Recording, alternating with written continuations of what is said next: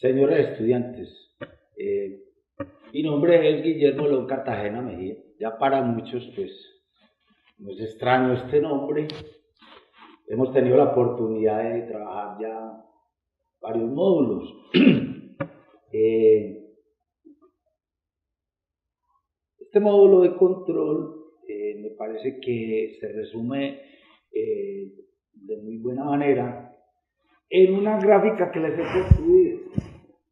Me parece que las gráficas, los mapas conceptuales para otros, o lo que conoce también como mente-facto, son muy importante herramienta a la hora de hacer un aprendizaje, a la hora de, como lo llamamos en la virtualidad, el aprendizaje significativo. Hoy les he traído en este mente-facto lo que se conoce como las vertientes, las dos vertientes de control. Otros le dicen dos enfoques de control, que entre otras cosas tienen características cualitativas bien diferenciadoras.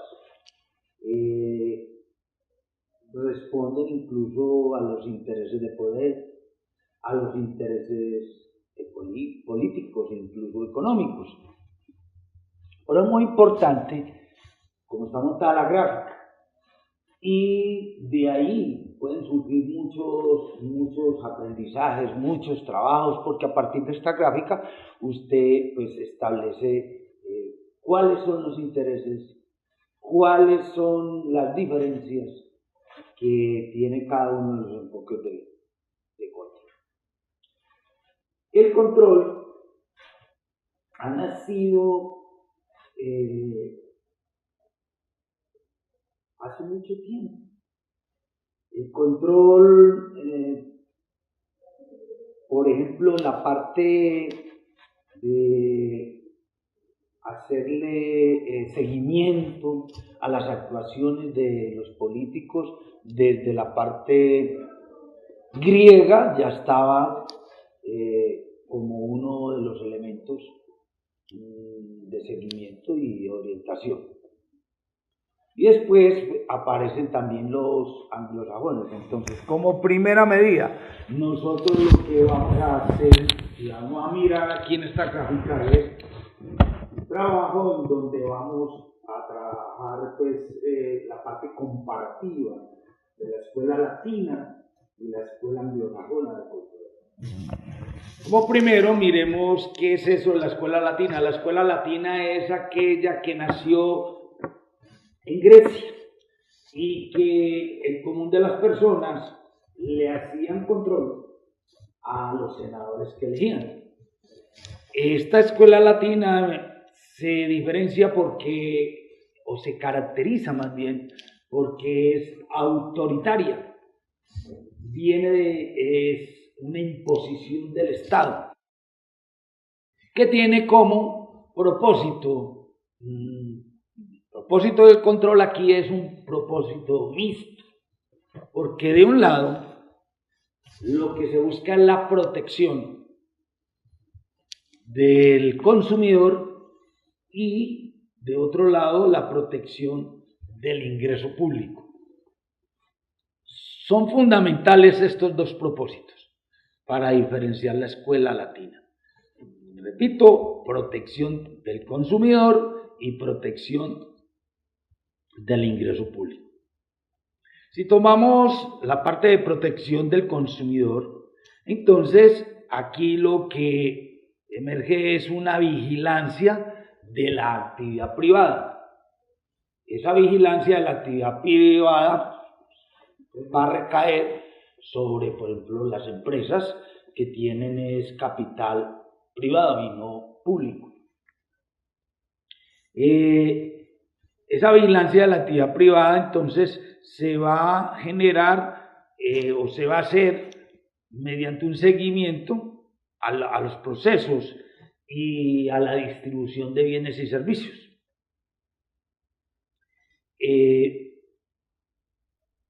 Los bienes y servicios entonces que produce el privado, entonces el propósito pues inicial es hacerle seguimiento a esa parte privada. Pero por el otro lado, la parte pública entonces tiene su base en la, podría decir uno, en la protección del ingreso público. Esa protección del ingreso público entonces se hace por una vigilancia del sector público. Esa vigilancia, por ejemplo, como para ir entrando como en la ubicación de estos controles, la hace, por ejemplo, la Contraloría General de la Nación, la hace la Auditoría General de la Nación. Es el control del ingreso y del gasto público. Repito, la vigilancia del sector público, entonces, hay que hacerle seguimiento a lo que es el ingreso, de un lado, y que normalmente son los impuestos, y después la destinación de esos impuestos, el gasto público.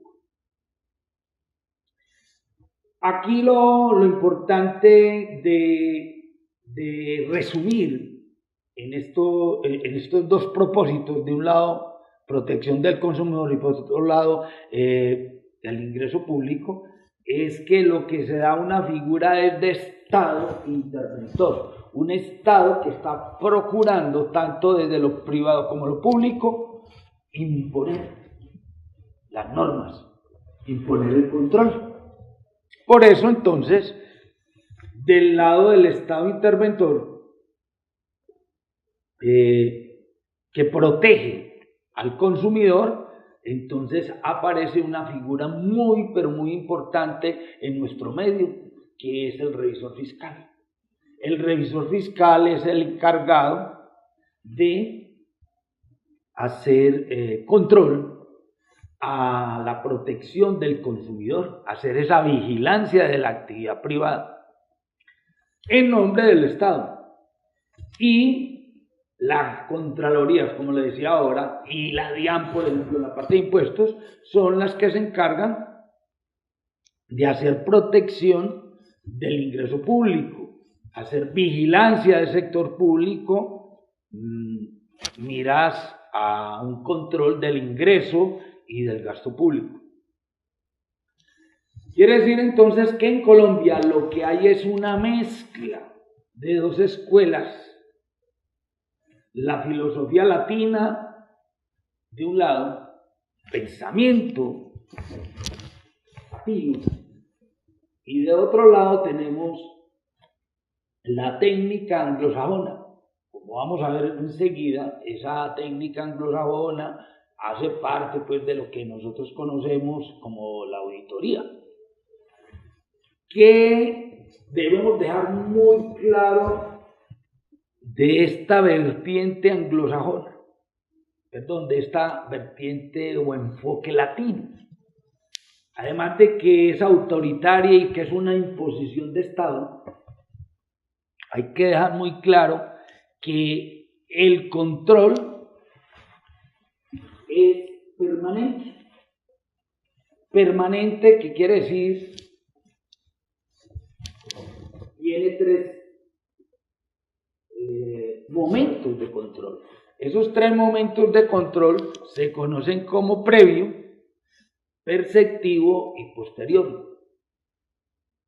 Previo, allí donde entonces hay que hacerle vigilancia, hay que hacerle seguimiento a los planes, a la estrategia de la empresa privada, o incluso pues a veces hay empresas mixtas también donde hay capital del Estado, y entonces cabe también hacer ese seguimiento previo. Perceptivo, que quiere decir concomitante, que quiere decir justapuestamente, es decir, hombro con hombro, al mismo tiempo, es hacer seguimiento a los planes que propusieron, a ese desarrollo. Y la parte o momento más bien de control posterior, que quiere decir que nosotros pues entonces vamos a evaluar, vamos a medir los resultados, si se lograron los objetivos, si se alcanzaron las metas. Entonces, fundamental, el enfoque de control de escuela latina es de tipo permanente, previo, perceptivo, posterior, coloquialmente, antes, durante y después. Eso lleva entonces a que, como es un lapso de tiempo prudencial donde se está trabajando durante todo el periodo contable, entonces la cobertura, muy importante, la cobertura sea total y sea integral. ¿Qué quiere decir eso? Que se le tiene que hacer seguimiento a todos los elementos de control en la empresa. Es básicamente entonces lo que caracteriza, lo que diferencia este enfoque latino de control. Ya sabemos, Estado interventor es autoritario el Estado, impositivo. Fuera de eso, entonces el control es permanente, que pues son 3 momentos: previo, perceptivo y posterior.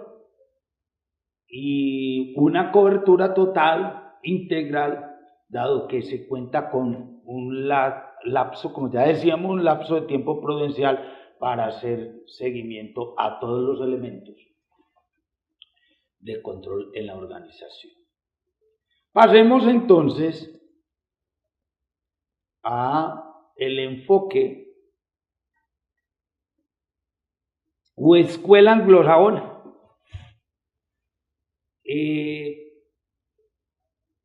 Hay que enfatizar nuestra figura, ya lo decía, nuestra figura de revisoría fiscal está empoderada, está empotrada en principios latinos, y por eso nuestra revisoría fiscal, desde su creación por allá en 1931 y entrada en vigencia algo así como en el 1935, siempre ha sido de esos 3 momentos que acabamos de enunciar y de cobertura pues total e integral. Algo bien diferente ocurre con el enfoque de escuela anglosajona. Previamente hablábamos que esto es de intereses no solamente económicos sino políticos. Los anglosajones simplemente lo que han manejado es un estado mínimo de interventor. Es decir, lo que se busca es que no haya mucha intervención del Estado sobre lo privado.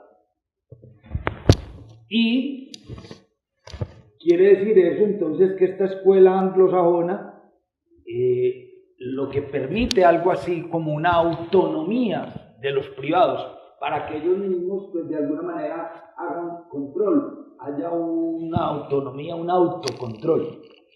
Aquí entonces en este enfoque lo que se ha podido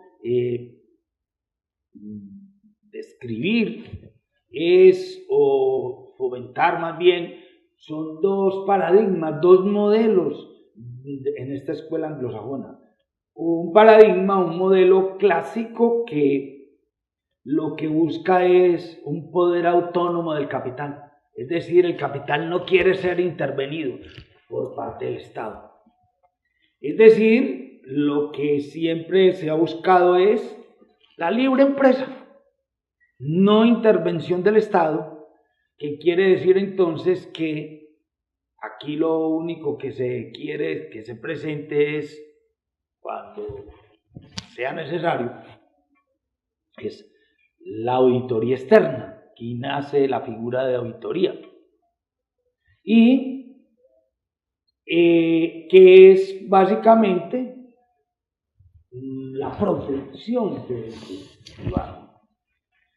¿Con qué objeto? La verificación de la rendición de cuentas de los administradores y obviamente mediante desarrollo de técnicas de evaluación que son simplemente control interno. Ese control interno que permite es el cuidado de los recursos que están entregados, que se le han dispuesto al agente, al administrador. Eso sí, entonces ese control interno lo que busca de un lado es garantía para el capital frente a la gente, es decir, una auditoría externa de tipo financiero, porque recordemos que los recursos son provistos por el capitalista que creó la empresa, pero los demás capitalistas, prestamistas, están en los pasivos. Entonces básicamente la auditoría lo que busca es eso, lo que busca es el cuidado de los recursos de los que están proveyendo recursos, de los que están financiando, los que están entregando los recursos para que sean agenciados. Y fuera de eso, garantía para el agente frente al trabajador, sino control interno, control de calidad y aspecto operacional. ¿Qué quiere decir eso?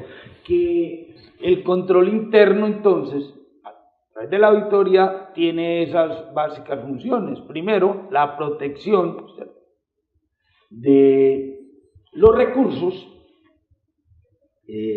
mediante la auditoría externa, y el control interno, garantía para el agente, para el administrador, de que los trabajadores a su cargo están haciendo bien las cosas. Eso entonces lleva a que además haya otro modelo, otro paradigma, un paradigma que se denomina neoclásico y que lo que busca es el desarrollo del pensamiento administrativo.